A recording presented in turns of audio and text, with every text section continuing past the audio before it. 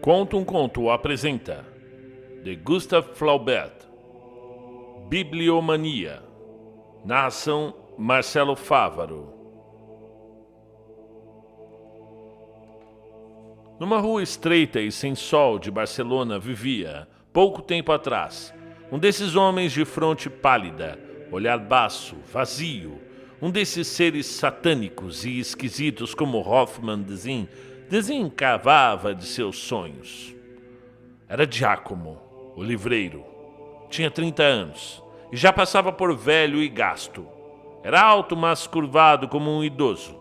Tinha cabelo comprido, mas branco. Mãos fortes e nervosas, mas dessecadas e cheias de rugas. Sua roupa era mísera e sarrapada. Seu jeito, canhestro e atrapalhado. Sua fisionomia, pálida e triste, feia, insignificante até. Raramente era visto pelas ruas, a não ser quando iam a leilão livros raros e curiosos. Nesses dias, já não era o mesmo homem indolente e ridículo. Seus olhos se animavam.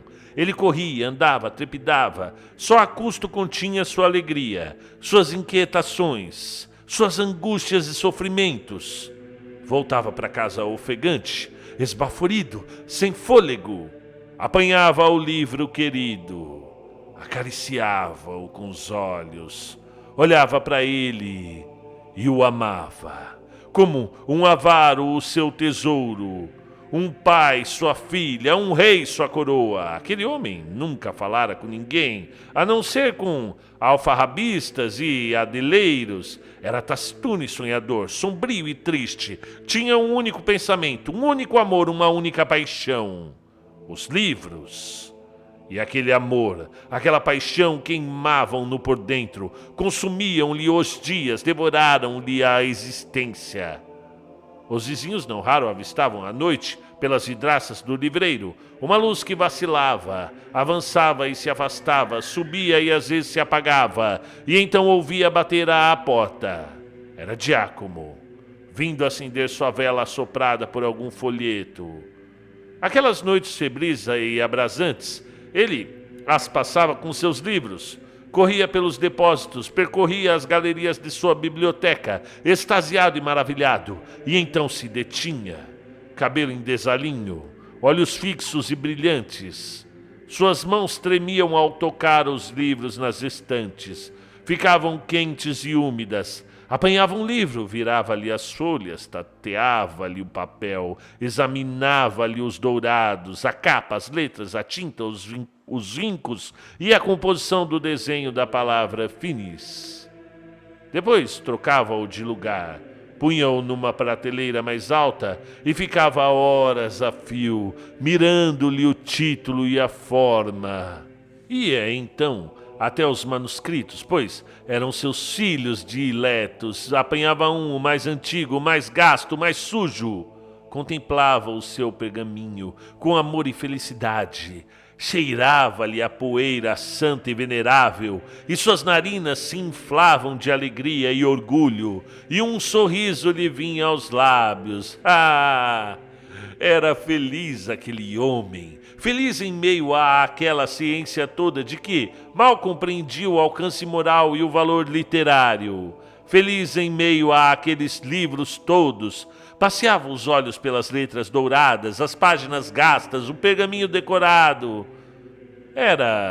Amava a ciência como um cego ama a luz do dia. Não era a ciência que ele amava. Era sua forma e expressão. Amava um livro porque era um livro. Amava o seu cheiro, amava a sua forma, o seu título. O que ele amava no manuscrito era a sua velha data ilegível, as letras góticas, bizarras e estranhas, os pesados dourados que carregavam os seus desenhos. Eram suas páginas cobertas de pó cujo aroma suave e doce ele aspirava com delícia. Era linda a palavra finis, cercada por dois amores, inscrita numa fita, apoiada numa fonte, gravada num túmulo ou repousando numa corbelha, entre as rosas, as maçãs douradas e os buquês azuis. Aquela paixão o absorvera por inteiro. Mal comia. Já não dormia, mas sonhava dias e noites inteiros com sua ideia fixa: os livros. Sonhava com tudo que haveria de ser divino, sublime e belo numa biblioteca real. E sonhava em constituir uma para si do tamanho da de um rei.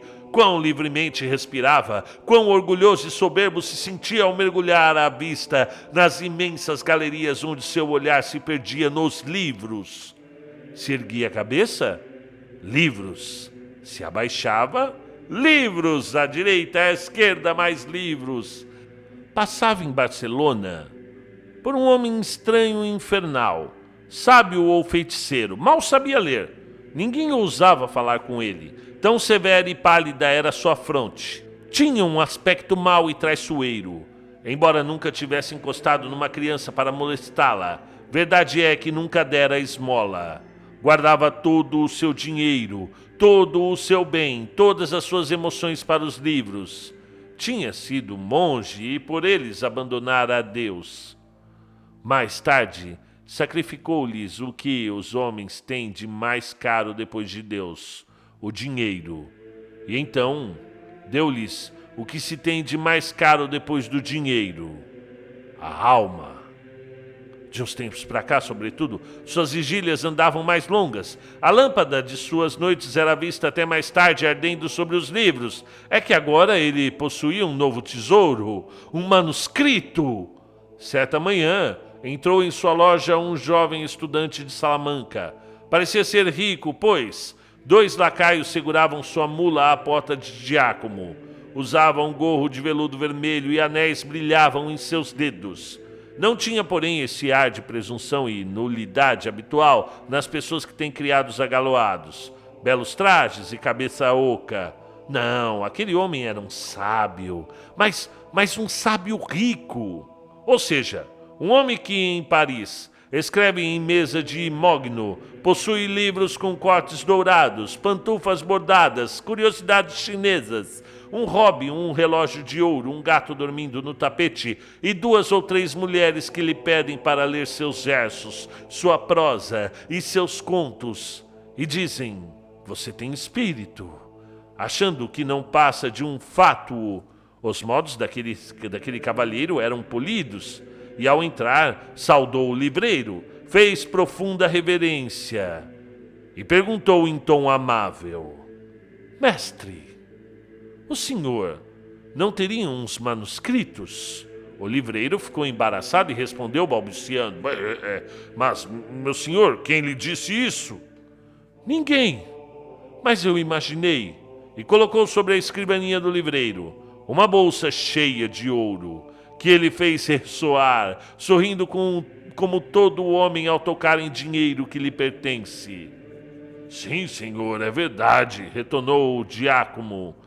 Tenho uns manuscritos, mas não vendo, eu fico com eles. E para quê? O que faz com eles? Para quê, meu senhor? Para quê? E ficou vermelho de raiva. O que eu faço com eles? Ora, se o senhor ignora o que é um manuscrito. Desculpe, mestre Giacomo, eu entendo do assunto. E como prova, digo que o senhor tem aqui a Crônica de Turpin. Eu? O senhor foi enganado, só pode. Não, Giacomo, respondeu o cavalheiro. Fique sossegado. Não quero roubá-lo, mas quero comprá-lo. Jamais, jamais. Mas o senhor vai vendê-lo, respondeu o escolar, pois está com ele aqui desde a venda de Ritiame, no dia em que este morreu. Está bem, meu senhor, eu tenho sim, e é o meu tesouro. É a minha vida. E não vai arrancá-lo de mim? Escute, eu vou lhe contar um segredo. Batisto sabe o Batisto. O livreiro da Praça Real é meu rival e inimigo. Pois então, ele não tem esse manuscrito. Eu tenho. E enquanto o avalia, Giacomo deteve-se longamente e respondeu altivo: 200 pistolas, meu senhor. Olhou para o jovem com ar triunfante, como quem diz: essa é a hora que o senhor vai embora. É caro demais, mas não vou deixar por menos. Estava enganado, pois o outro, mostrando-lhe a bolsa: aqui estão 300 então. Giacomo empalideceu, prestes a desmaiar. 300 pistolas, repetiu. 300, mas é uma loucura minha, meu senhor. Não vendo por menos de 400. O estudante pôs-se a rir, remexendo no bolso, de onde tirou mais 2 bolsas. Pois bem, Giacomo, aqui tem 500. Ah, você não quer vendê-lo, Giacomo, mas vou consegui-lo. Vou consegui-lo hoje e agora mesmo. Eu preciso dele. Nem que tenha de vender esse anel, oferecido num longo beijo de amor, nem que tenha de vender a minha espada guarnecida de diamantes, meus palacetes e palácios, nem que tenha de vender a minha alma. Preciso desse livro. Eu preciso dele, sim, e a qualquer custo, e a qualquer preço. Daqui a uma semana, defendo uma tese em Salamanca, e preciso deste livro para ser doutor. Preciso ser doutor para ser arcebispo, e preciso da púrpura nos ombros para poder ter a tiara na fronte. Giacomo se cercou e o fitou com admiração e respeito, como ao único homem que o tivesse compreendido. Escute, Giacomo, interrompeu o cavalheiro. Vou lhe contar um segredo, que fará sua fortuna e felicidade. Existe aqui um homem. Esse homem reside na barreira dos árabes e ele tem um livro. Bem, não é qualquer livro. Ele tem o mistério de São Miguel. O mistério de São Miguel, disse Giacomo, soltando um grito de alegria. Obrigado! O senhor salvou a minha vida! Dê-me depressa a crônica de Turpin. Giacomo correu para uma estante e então parou de súbito. Fez força para empalidecer e disse com ar surpreso: Mas, meu senhor, não o tenho. Ah, Giacomo, suas artimanhas são meio grosseiras e o seu olhar desmente suas palavras. Mas é que, meu senhor, eu juro que não tenho. Ora, mas você é um velho doido, Giacomo. Tome aqui, vai, 600 pistolas. Giacomo apanhou o manuscrito e o entregou ao jovem. Tome esse livro, disse. Quando o outro se afastava rindo, dizendo aos seus criados enquanto montava na mula: o seu patrão é louco, vocês sabem, mas acaba de enganar um imbecil. O idiota do monge intratável, repetiu, rindo. Está achando que eu vou ser papa? E o pobre Giacomo ficou triste e desesperado, apoiando a fronte em brasa nas vidraças de sua loja, chorando de raiva e vendo com dor e pesar o seu manuscrito, objeto de seus cuidados e afetos, sendo levado pelos grosseiros criados do cavalheiro. Maldito seja, homem do inferno! Maldito seja, 100 vezes maldito! Você roubou tudo que eu amava nesse mundo, onde já não vou conseguir viver. Sei que me enganou, o infame me enganou. Se for assim, eu vou me vingar, Não, depressa para a barreira dos árabes. E se o homem me pedir uma quantia que eu não tenho, o que eu faço? É de matar. Apanha o dinheiro que o estudante deixara na escrivaninha e sai correndo. Enquanto ia pelas ruas, não via nada do que o rodeava. Tudo passava diante dele, como uma fantasmagoria cujo enigma não compreendia. Não ouvia nem o andar dos passantes, nem o ruído de rodas no pavimento. Não pensava, não sonhava, via apenas uma coisa: os livros. Pensava no mistério de São Miguel. criava-o para si, em sua imaginação, largo e fino, em pergaminho ornado com letras de ouro. Tentava adivinhar o número de páginas. Seu coração batia com uma violência como o de um homem à espera de uma sentença de morte. Até que chegou, afinal. O estudante não o enganou. Sobre um velho tapete persa todo furado, estendiam-se pelo chão uma dezena de livros velhos. Giacomo, sem falar com o homem que dormia ao lado, deitado como os livros e roncando ao sol, caiu de joelhos e se pôs a percorrer, com um olhar inquieto e aflito, o dorso de todos os livros. Então se ergueu, pálido e abatido. Acordou o alfarrabista aos gritos e perguntou: Ei, amigo, não tens aqui o mistério de São Miguel? O quê? Disse o comerciante, abrindo os olhos. O senhor não quer conversar sobre um livro que eu tenha? Olha aqui. Imbecil, disse Giacomo, batendo o pé. Você tem outros além desses? Tenho, olhe, estão ali. E mostrou um pacotinho de brochuras atadas com cordões. Giacomo os rompeu. Leu o título num instante. Inferno, disse ele. Não é isso. Você, por acaso, não o teria vendido? Se o tiver, dê para mim.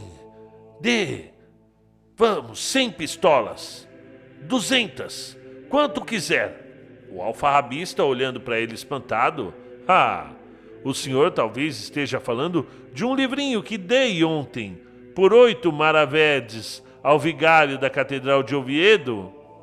Você lembra do título desse livro? Não. E, por acaso, não seria O Mistério de São Miguel?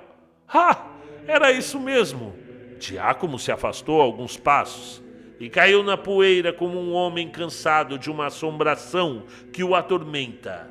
E quando voltou assim entardecia, e o sol, avermelhando o horizonte, estava no ocaso. Levantou-se e voltou para casa, doente e desesperado. Passou uma semana. Giacomo não esquecera da sua triste decepção. Sua ferida estava ainda mais viva e sangrenta. Não dormira nas últimas 3 noites, pois, nesse dia seria vendido o primeiro livro impresso na Espanha, exemplar único do reino. Há muito desejava possuí-lo. Assim, ficou feliz no dia em que lhe contaram que o seu dono morrera. Mas uma inquietação lhe ocupava a alma. Batisto poderia comprá-lo. Batisto que, de uns tempos para cá, tirava-lhe não os fregueses, isso pouco importava, mas tudo que aparecia de raro e antigo. Batisto, cuja fama ele odiava com um ódio de artista, aquele homem que estava se tornando um estorvo. Era sempre ele quem lhe tirava os manuscritos nos leilões. Fazia o lance e levava. Quantas vezes o pobre monge, nos seus sonhos de ambição e dinheiro, quantas vezes viu vir a ele a mão comprida de Batisto, atravessando a multidão como em um dia de leilão para lhe tirar o tesouro, com que tanto sonhara, que cobiçara com tanto amor e egoísmo. E quantas vezes também foi tentado a concluir com um crime o que nem o dinheiro nem a paciência tinham conseguido fazer, mas reprimia aquela ideia no peito. Tentava aturdir-se no ódio que sentia por aquele homem e adormecia sobre os seus livros. De manhãzinha já estava diante da casa onde se daria a venda. Chegou antes do leiloeiro, antes do público e até antes do sol. Assim que abriram as portas, precipitou-se pela escada, subindo à sala e perguntou pelo livro que lhe mostraram.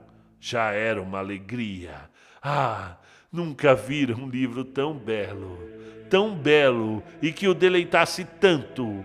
Era uma Bíblia latina com comentários gregos. Ele a olhou e admirou mais que a todos os outros. Apertava-lhe entre os dedos, rindo amargamente como um homem morrendo de fome à vista do ouro. Também nunca desejara nada tanto assim. Como quisera então, mesmo ao preço de tudo o que tinha, de seus livros, manuscritos, suas 600 pistolas ao preço de seu sangue até.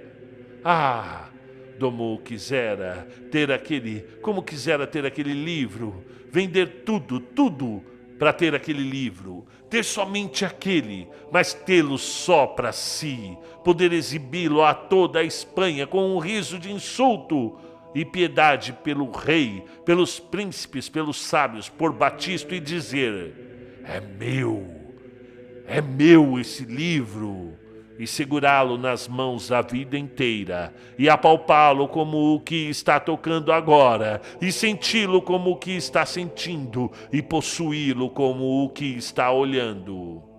Chegou a hora, afinal Batisto estava presente, rosto sereno, ar calmo e tranquilo. Chegou a vez do livro. Giacomo I ofereceu 20 pistolas. Batisto calou-se e não olhou para a Bíblia. O monge já adiantava a mão para apanhar aquele livro que lhe custara tão pouco esforço, tão pouca angústia, quando Batisto disse: 40. Giacomo viu, horrorizado, exaltar-se seu antagonista à medida que subiu o preço. 50, gritou ele com toda a força.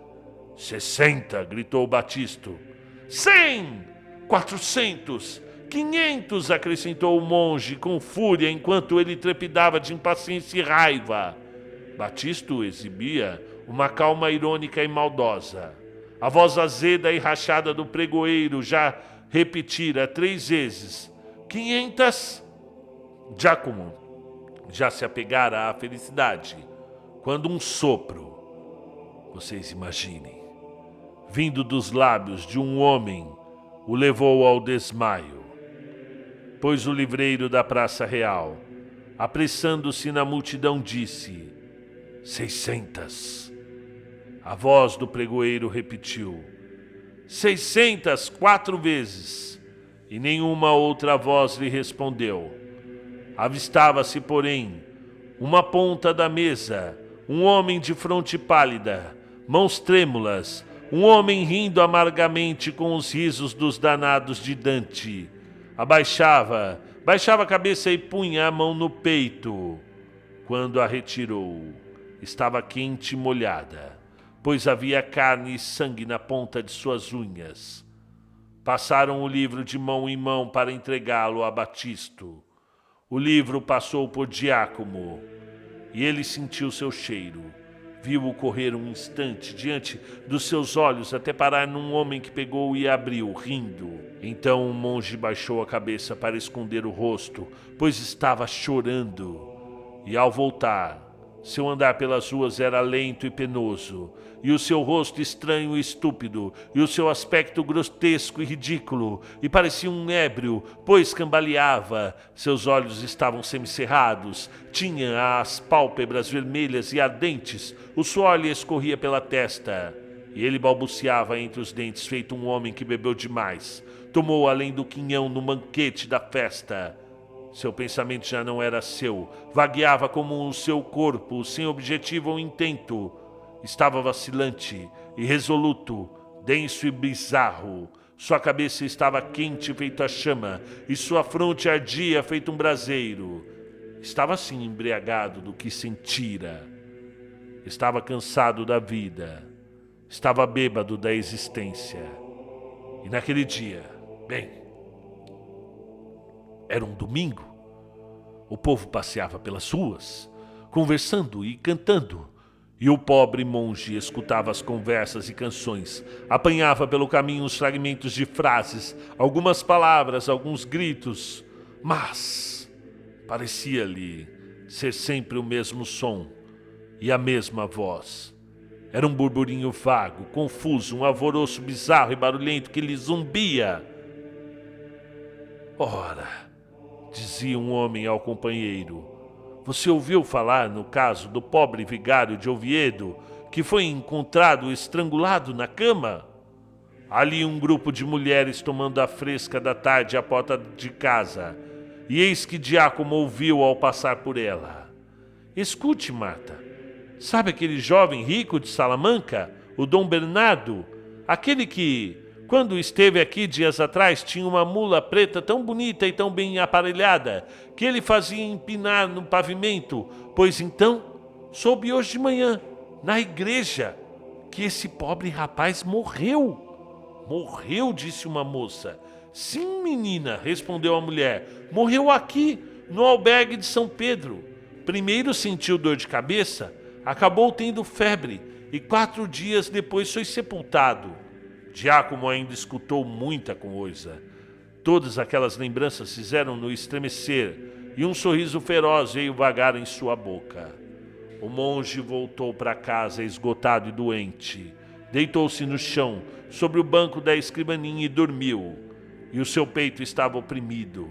Um som rouco e cavo saía de sua garganta.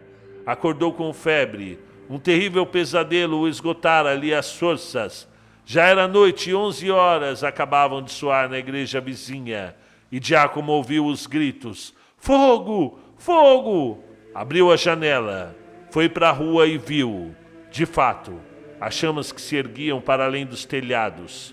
Voltou para casa e estava para apanhar o lampião e ir até os seus estoques quando ouviu, frente à janela, homens que passavam correndo diziam: É na Praça Real! É lá no Batisto! O fogo é lá no Batisto! O homem estremeceu. Uma sonora gargalhada brotou-lhe do fundo do peito e ele rumou com a multidão para a casa do livreiro. E realmente, a casa ardia. As chamas se erguiam, altas e terríveis, e levadas pelo vento, lançava-se pelo belo céu azul da Espanha, que planava sobre Barcelona, agitada e tumultuosa, feito um véu sobre lágrimas. Avistava-se um homem seminu, que se desesperava, arrancava os cabelos e rolava no chão, blasfemando a Deus e lançando gritos de raiva e desespero. Era Batisto. O monge contemplava o seu desespero e seus gritos com calma e alegria, com o riso feroz de uma criança rindo das torturas da borboleta, à qual arrancou as asas. Avistava-se, num apartamento alto, chamas queimando uns maços de papéis. Giacomo pegou uma escada, apoiou-a na parede enegrecida e oscilante. A escada tremia sob seus passos. Subiu correndo, chegou à janela, maldição. Eram apenas alguns livros velhos de livraria sem valor nem mérito. E o que fazer? Entrou. Agora era avançar no meio daquela atmosfera incendiada, ou descer de volta pela escada cuja madeira começava a esquentar. Não, ele avançou, atravessou várias salas, o piso tremia sob seus passos, as portas ruíam quando se aproximava, as vigas rachavam acima dele. Corria em meio ao incêndio, ofegante e furioso. Precisava daquele livro, precisava. Ou era morte. Não sabia para onde dirigir sua corrida, mas corria. Deparou-se finalmente com um tabique intacto. Quebrou-o com um pontapé e avistou um apartamento escuro e estreito. Tateava, sentiu alguns livros sobre os dedos. Tocou num deles, pegou-o e levou-o para fora da sala. Era ele, o mistério de São Miguel. Retornou sobre os seus passos, feito um homem alucinado e delirante. Saltou por cima dos buracos, voou em meio às chamas, mas não achou a escada que erguera rente à parede. Chegou a uma janela e desceu, agarrando-se às saliências com as mãos e joelhos. Sua roupa começava a inflamar-se, e quando alcançou a rua, rolou no riacho para apagar as chamas que o queimavam. Passaram-se alguns meses, e não se ouvia mais falar do livreiro Giacomo, senão como de um desses homens singulares e estranhos, de que a multidão ri nas ruas, por não compreender suas paixões e manias.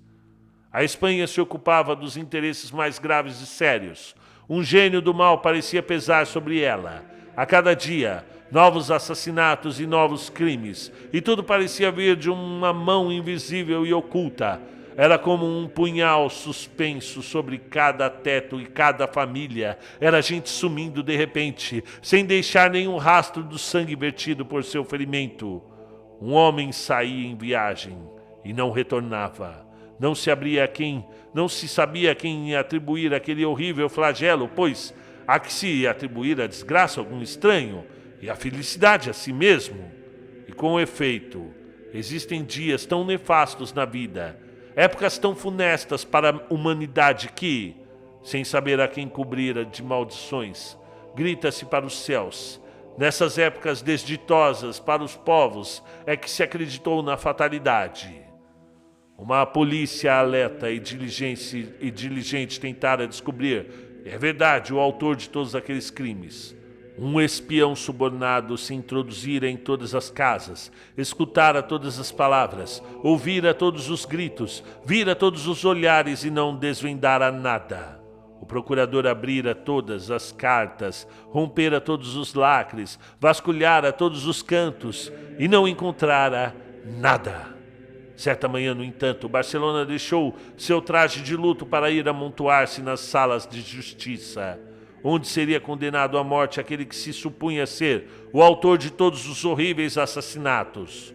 O povo ocultava as lágrimas num riso convulsivo, pois, para quem sofre e chora, é um consolo bem egoísta, é verdade, mas enfim, real, ver os outros sofrimentos e outras lágrimas. E o pobre Giacomo, tão calmo e sereno, era acusado de ter incendiado a loja de Batisto, de ter roubado sua Bíblia. Ainda pesavam sobre ele 1000 outras acusações. Ali estava ele então, sentado num banco dos assassinos e bandidos, e ele, o honesto bibliófilo, ele, o pobre Giacomo, ele que só pensava em seus livros, estava tão envolvido nos mistérios de assassinato e cadafalso. A sala estava abarrotada de gente, imaginem. Finalmente, o procurador levantou-se e leu seu relatório. Era um longo e difuso, mal se distinguia a ação principal entre parênteses e reflexões. O procurador dizia ter encontrado em sala de Giacomo a Bíblia que pertencera a Batisto, já que aquela Bíblia era a única da Espanha. Ora, Giacomo é quem provavelmente ateara fogo na casa de Batisto, a fim de se apoderar do livro raro e precioso. Calou-se e voltou a sentar-se, ofegante. Quanto ao monge, estava calmo e sereno. Não respondeu sequer com um olhar à multidão que insultava-o.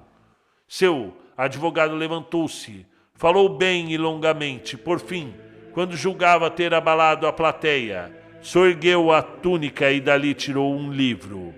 Abriu-o e mostrou ao público. Era outro exemplar, da mesma Bíblia. Giacomo soltou um grito e caiu no banco arrastando os cabelos. O momento era crítico, esperava-se uma palavra do acusado, mas nenhum som saiu de sua boca. Finalmente tornou-se a sentar-se. Olhou para os seus juízes e o seu advogado como um homem despertando.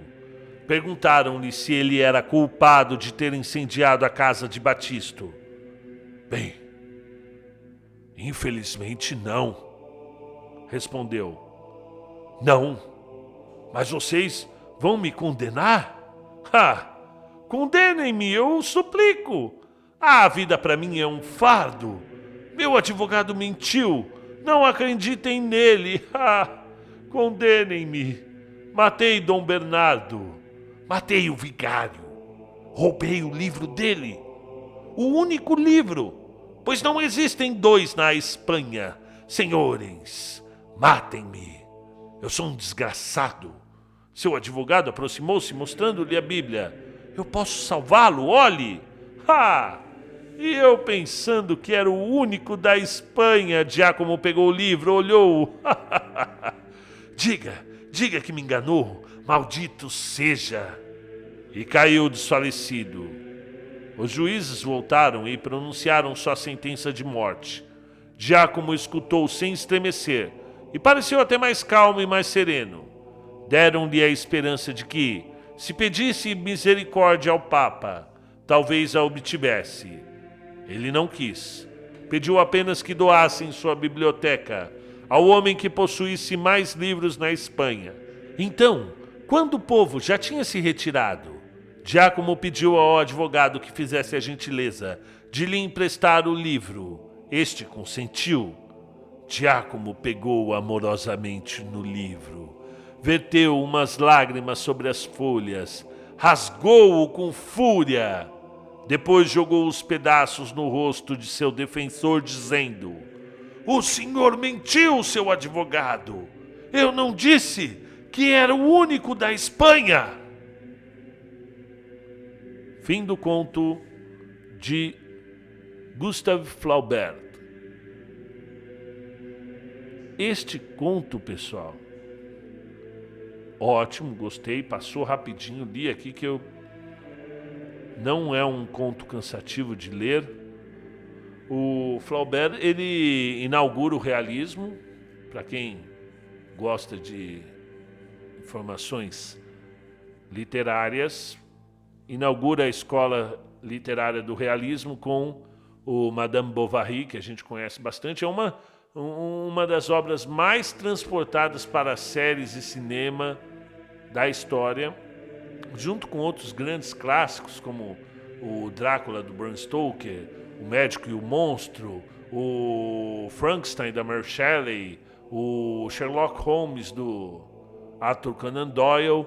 E aqui uma ótima oportunidade de conhecer uma obra além do Madame Bovary, uma obra que me lembrou um pouco até o Triste Fim do Policarpo Quaresma, mas aí a mania, a paixão do Giacomo eram os livros, enquanto Policarpo tinha um fervor muito grande pela própria cultura, pelo patriotismo, pelo próprio Brasil.